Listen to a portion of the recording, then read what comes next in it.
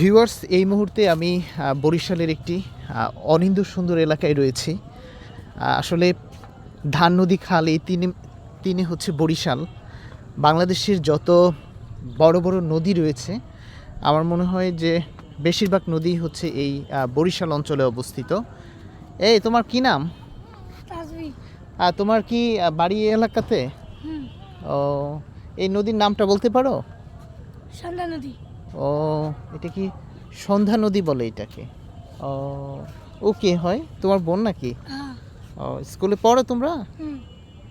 আচ্ছা, যাও। এই যে নদীর তীরে লাউ গাছ দেখা যায়, সুন্দর সুন্দর লাউ ধরে আছে।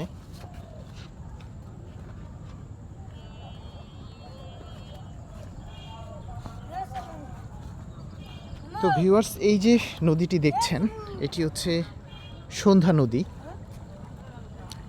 নদীর পাড়ে আসলে আসলে মনটাই অনেক বড় হয়ে যায়, আর মানুষের অনেক দুঃখ ব্যথা কষ্ট এই নদীর তীরে আসলে দেখা যায় অনেকটাই কমে যায়, ভালো লাগে আমার।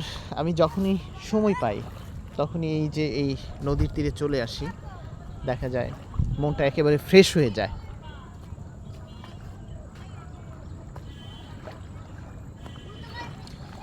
এখানে একটি টয়লেট দেখা যাচ্ছে। এখানটায় হয়তো একটা সময় বাড়ি ছিল, ভাঙতে ভাঙতে অনেক দূর চলে এসেছে। আসলে নদী এলাকার একটা বড় সমস্যা হচ্ছে নদীর পাড় ভেঙে যায়। এখানকার মানুষদের অনেক চ্যালেঞ্জ নিয়ে বেঁচে থাকতে হয়।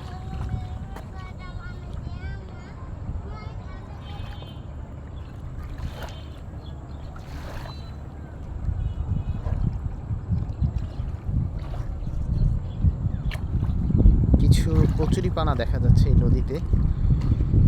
এই নদীতে আবার অনেক ইলিশও ধরা পড়ে, এবং অনেকেই যেটা বললো যে অনেক স্বাদ হচ্ছে এই নদীর ইলিশ। সামনে একটি ইঞ্জিন চালিত নৌকা দেখা যাচ্ছে, এই পারে আসছে।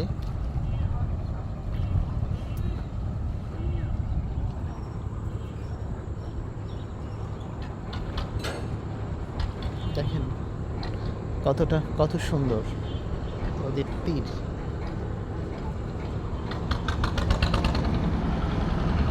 আসলে নদীপথে চলতে ভালো লাগে।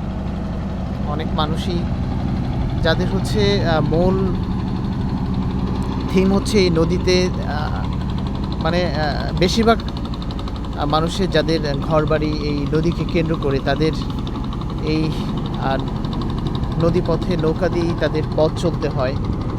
জীবন জীবিকা অনেকের অনেক কিছু নির্ভর করে এই নদীর উপর।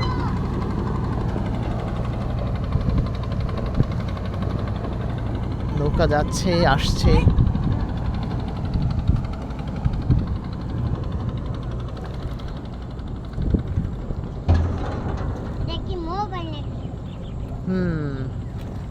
এটা মোবাইল।